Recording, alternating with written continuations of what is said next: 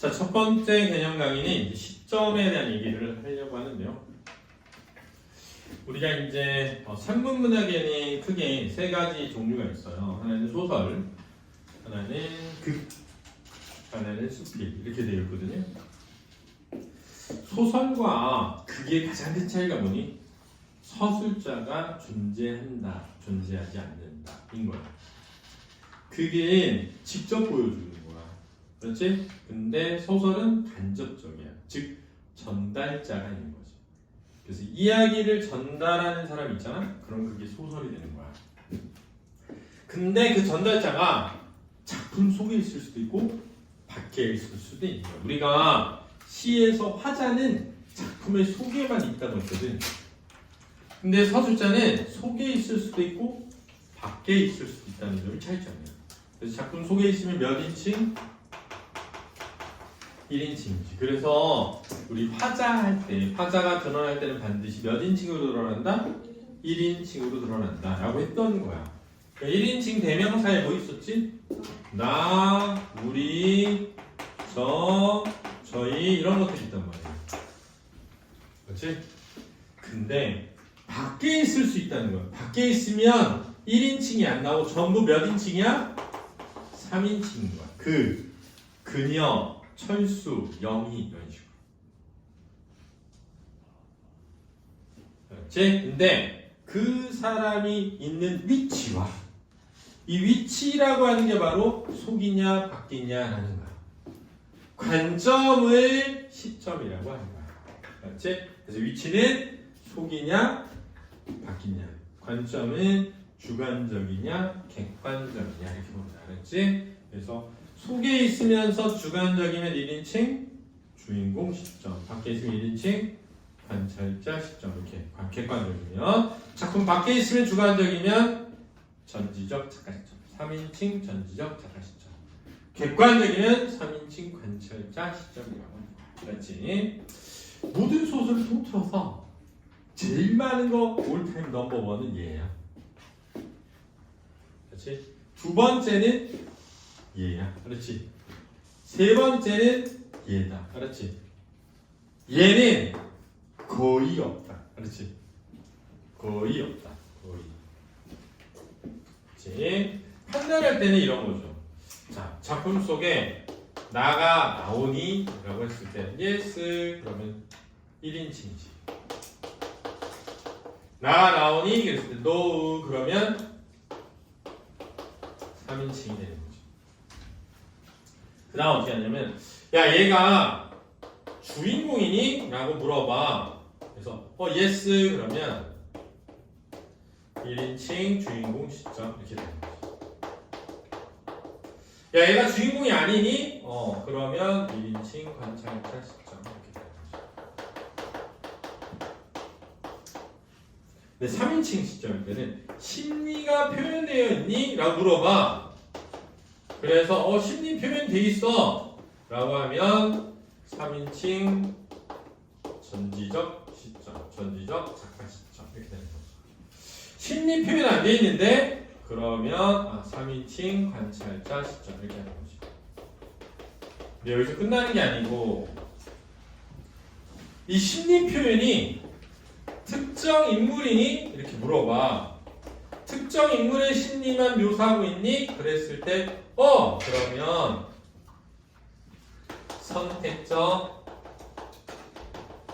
전지적 작가 시점이라고 하는 거예요. 또는 제한적 전지적 작가 시점이라고도 합니다. 여기까지 알아두시면 되겠습니다.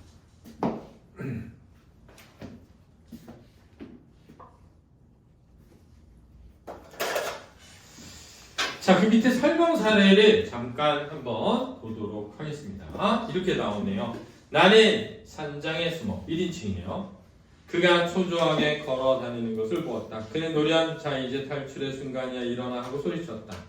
그러나 그녀는 잠시 기도만 하고 있었다라는 그들이 부부 사이인가 하고 생각하며 각각 경찰차 사이렌 소리를 들었다. 근데 지금 나에 대한 얘기가 아니잖아. 그러니까 1인칭 관찰자 시점을 보인다. 물론 요만큼 보고 정확하게 판단하는 것은 쉬운 일이 아니다. 그냥 그렇다라고 하는 거야. 그냥 밑에 볼까요? 그는 초조한 빛을 감추지 못하며 산장 안에 이리저리 걸어다녔다. 자, 이제 마지막 순간이야. 어서 일어나고 소리쳤다. 그녀는 그 소리를 들은 채 하고 기도만 했다. 그는 주먹을 쥐었다 폈다 하며 바깥에 경찰의 사이렌 소리가 상투를 넘어오는 것을 들었다. 안 나오잖아요? 3인칭. 심리 표현이 안 돼 있잖아? 관찰자 시점. 그래서 3인칭 관찰자 시점이라고 하면 되겠습니다. 자, 그 밑에 볼까요? 그는 어떻게 하든지 그녀와 함께 탈출해야 한다는 생각으로. 자, 이제 마지막 순간에 어서 일어나고 애원함을 말했다. 그러나 그녀는 죄의 대가를 받아야 한다고 생각하면서 조용히 기도만 했다. 밖에서 경찰차가 점점 가까이 다가왔다. 자, 그와 그녀의 심리와 생각을 우리가 알게 되잖아? 전지적 작가 시점이죠. 나는 최후의 순간이 오고 있는 것을 느꼈다. 아, 이제 모든 것이 끝났다. 그들이 걸어온 길은 모두 어마한 구름처럼 사라져 버릴 것이다. 자, 이건 전부 나의 심리죠.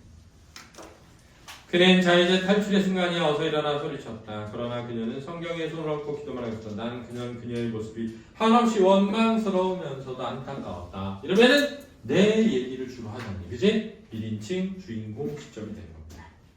자, 써놓으세요. 한 장 넘겨볼까요? 밖에서 인기척이 났다. 며느리가 들어온 모양이다. 돌아온 손녀가 뛰어나가고 아들이 당황하며 뒤따라 나갔다. 화산떼기도 동그랗죠. 화산떼기. 이게 사실은 나 같은 거야. 그렇지? 한쪽 정강이를 세고 몸을 조사했으나 설레는 가슴 어쩔 수 없었다. 벌써 눈밖에 벗어난 며느리였다. 그러나 시어미로서 제법 잘잘못을 탓한다든가 하는 것은 지금 화산떼기 심정으로는 어림도 없었다. 우선 며느리의 인사절을 받아야 할 것만 생각해도 앉은 자리가 바늘광석 같았다. 아들이 들어오고 뒤따라 며느리가 들어왔다. 화산댁은 몸을 더욱 도사렸다. 며느리는 선체에 눈을 내려가면서 아까는 어머니인지도 모르고 괜찮다. 화산댁이도 낯을 외셨다. 왜면 서로 욕하다 들킨 때처럼 민망하고 딱 한동안이었다. 한동안이란 뜻이야. 다행히 절언하지 않았다. 읽고 며느리가 또 끌어나가자 화산댁은 긴 한숨을 내쉬었다. 아들은 끝끝내 말이 없다. 이랬잖아. 됐니? 자, 밑에 보면 작가가 누굽니까? 오영수라는 작가예요. 그렇죠? 자, 오영수라는 작가는 서술자가 아닙니다. 그렇죠? 그렇죠? 둘은 다른 거예요. 근데 이 서술자는 작품 밖에 있습니다. 그래서 작품 안에 있는 것이 아니라 작품 밖에 있는 겁니다. 그렇죠? 그러니까 3인칭이죠. 근데 잘 보면 화산떼기의 심리를 잘 알고 있어요. 그래서 화산떼기의 심리를 알고 있으니까 전지적 시점이라고 할 수 있죠. 그런데 가만히 보면 화산떼기의 심리만 알지 다른 사람은 몰라서 화산떼기 입장에서 본 며느리나 아들에 대해 얘기하고 있거든요. 그러니까 화산댁을 선택했죠. 그럼 다른 사람은 하지 않으니까 제한돼 있죠. 그래서 3인칭 선택적 또는 제한적 전지적 작가 시점이 되는 겁니다. 알았습니까? 여기에 독자가 있게 되는 겁니다. 자, 이거를 완성 지어 놓으실 수 있으면 되겠습니다. 됐나요? 그럼 이제 3개 풀어볼까요?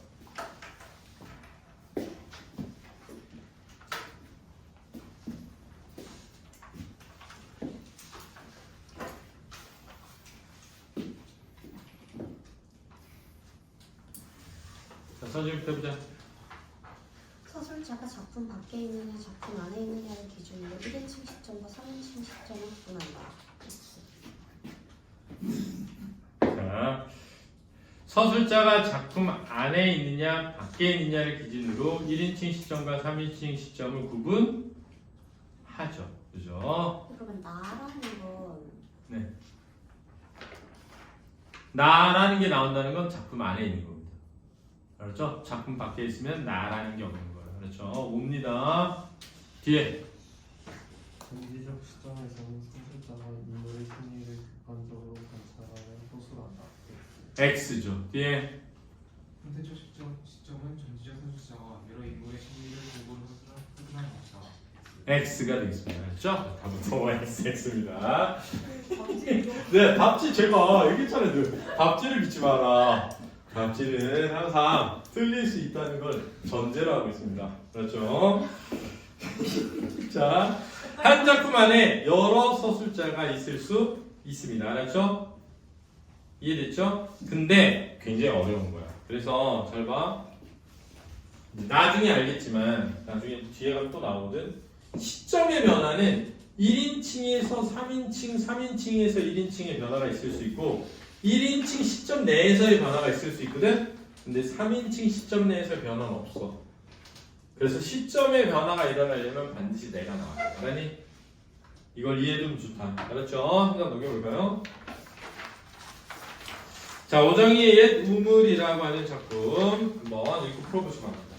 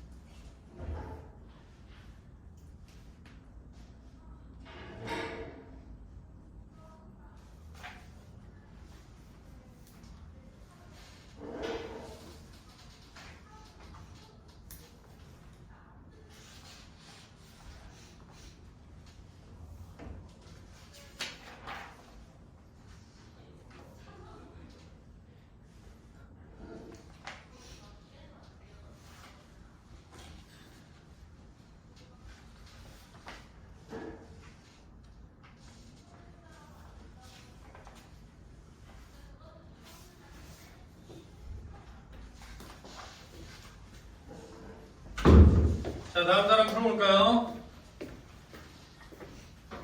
누가 차례야? 읽고 풀어봐라. 윗글의 소술상 특징으로 가장 적절한 것은 이번 이야기 내 소술자의 자기 고백적 소술상의 내용을 제시하고 있다. 그쵸. 지금 사실 여러 개 있잖아요. 묘사든 서술이든 다 서술이라고 할 수 있어요. 그렇죠? 큰 범주에서 서술은 전체를 다 폭발하는 겁니다. 근데 어쨌든 지금 여기 보면 나가 나오니까 몇 인칭이니? 1인칭이에요. 그럼 1인칭이면 작품 속에 있는 내가 경험한 것을 전달하기 때문에 전모가 드러날 수가 없어요. 그렇죠? 여기에 사건의 전모 제시라는 말 보이나요? 이런 건 어떤 시점에서 가능해? 전지적 작가 시점에서 가능합니다. 그렇죠? 그 다음 1인칭인데 내가 내 얘기하니까 1인칭 주인공 시점이잖아요? 객관적이야 주관적이야? 주관적이죠.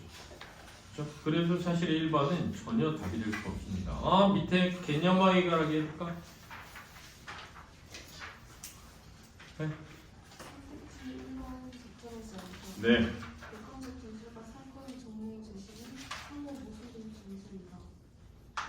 네, 맞아요. 선택지 2번은 적절하다. 네.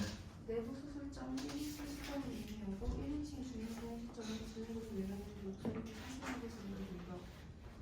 네, 맞는 말이 되겠습니다. 자, 오른쪽 숙제겠죠? 먼저 넘겨서 숙제 중에 쭉 13쪽으로 가보도록 하겠습니다.